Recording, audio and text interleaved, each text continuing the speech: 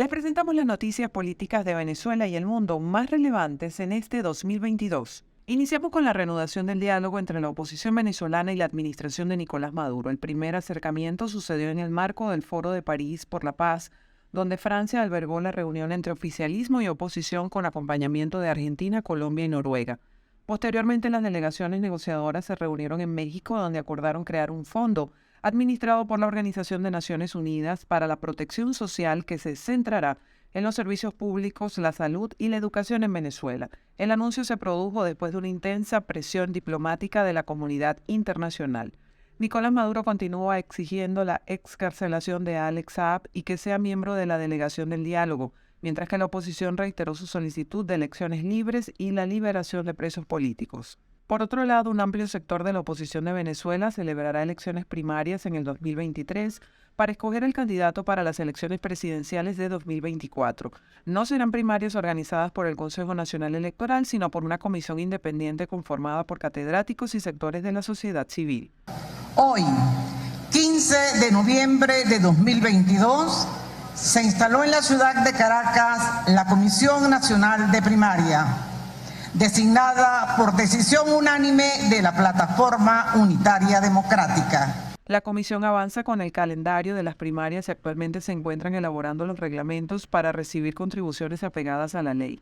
Que las elecciones serían el primer semestre del año 2023. Eso nos pone en una fecha tentativa del último domingo de junio, el 25 de junio, pero ese es un escenario, está sujeto a que se den otras condiciones.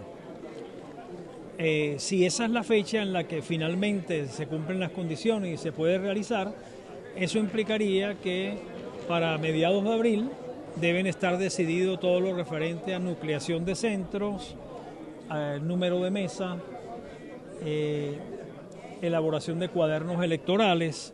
La comisión solicitó al Consejo Nacional Electoral la actualización de los votantes e inscripción de los ciudadanos. Además, gestionará la participación del sufragio de los venezolanos en el exterior. En otros temas electorales, el pasado 9 de enero de 2022, el Estado Barinas repitió la jornada de votación para elegir al gobernador, luego de que los comicios de noviembre, donde hubo un triunfo de la oposición, hayan sido considerados inválidos por el Tribunal Supremo. Este momento de fijar posturas, de fijar posiciones ante un país, ante la violación sistemática de nuestros derechos, ante el golpe continuado constitucional que se sigue dando en el Estado Barinas, ante la manera irreverente con que un pueblo se levantó y que hoy en día no solamente enfrenta al poder político del Estado, sino de todo el país que se va a Barinas para tratar de amedrentar y ver cómo puede minimizar las expectativas de cambio que tiene todo un pueblo que ya tomó una decisión. Posteriormente, el candidato de la Unidad Democrática, Sergio Garrido, ganó con un 55,36% de los sufragios sobre el candidato oficialista Jorge Arriaza, quien obtuvo el 41,27%. Así lo informó el Consejo Nacional Electoral.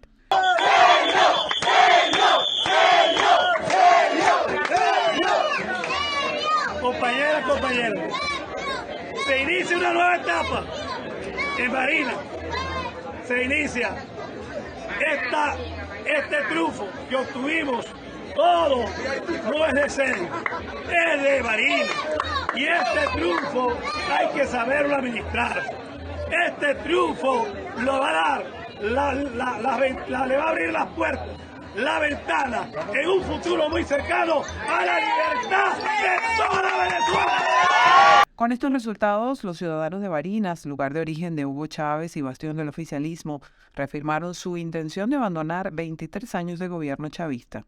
Otros acontecimientos importantes fueron las 2 visitas de delegaciones estadounidenses a Caracas para sostener encuentros con la administración de Nicolás Maduro. El primero fue en el mes de marzo. Washington informó que el tema principal era discutir la seguridad energética y en el mes de junio dieron continuidad a ese encuentro, pero no se conocieron detalles.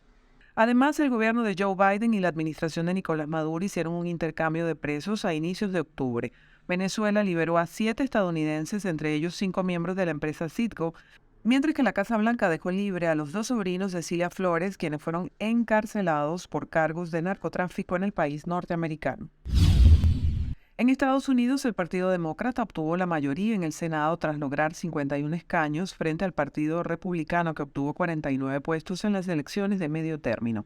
Entre tanto, la Cámara de Representantes quedó bajo el control de los republicanos con 222 escaños, mientras que los demócratas lograron 213 curules.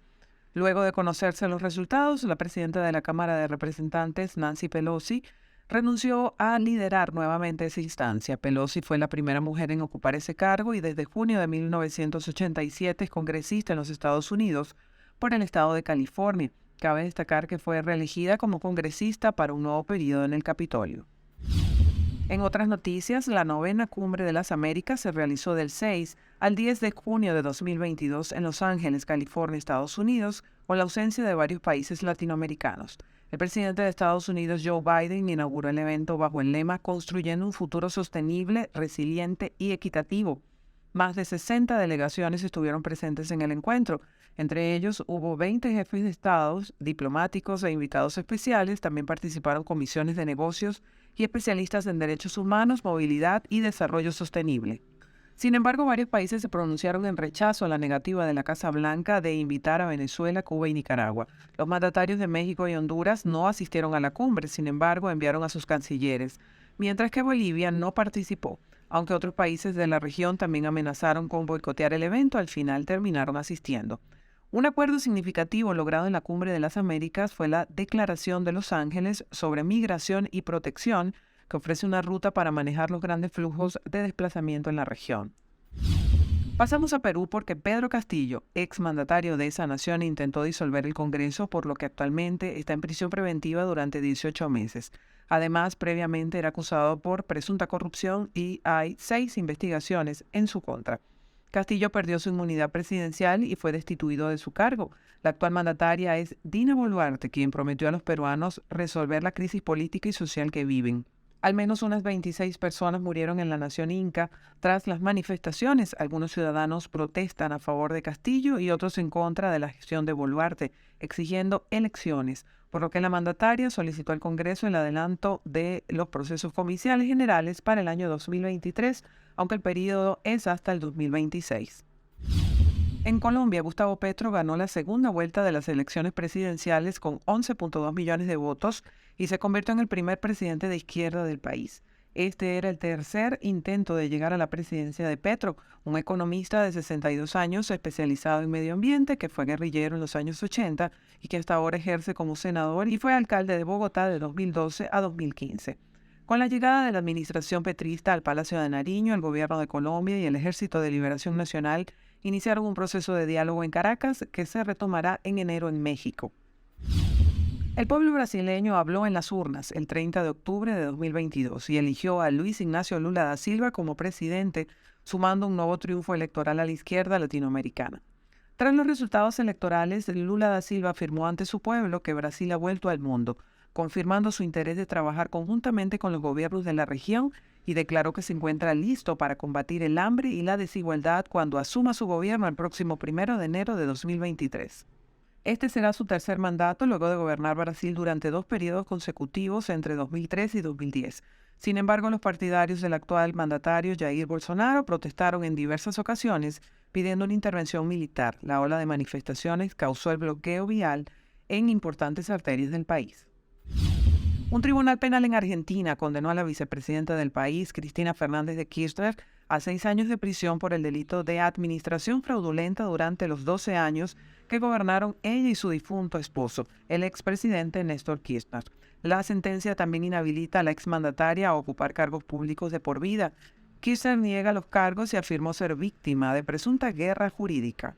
No obstante, el fallo no supone que la vicepresidenta entre inmediatamente a la cárcel, ya que primero debe ser ratificado por la Cámara de Casación y la Corte Suprema, lo que podría tardar años. Kirchner goza además de fueros que impiden que sea arrestada hasta el 10 de diciembre de 2023, cuando concluye su cargo como vicepresidenta y podrá presentarse a elecciones para un nuevo cargo en los comicios del año próximo, lo que podría extender su inmunidad. La exmandataria fue acusada de haber otorgado contratos de obras viales millonarias a un socio y presunto testaferro, quien también fue condenado, al igual que otros 7 exfuncionarios kirchneristas.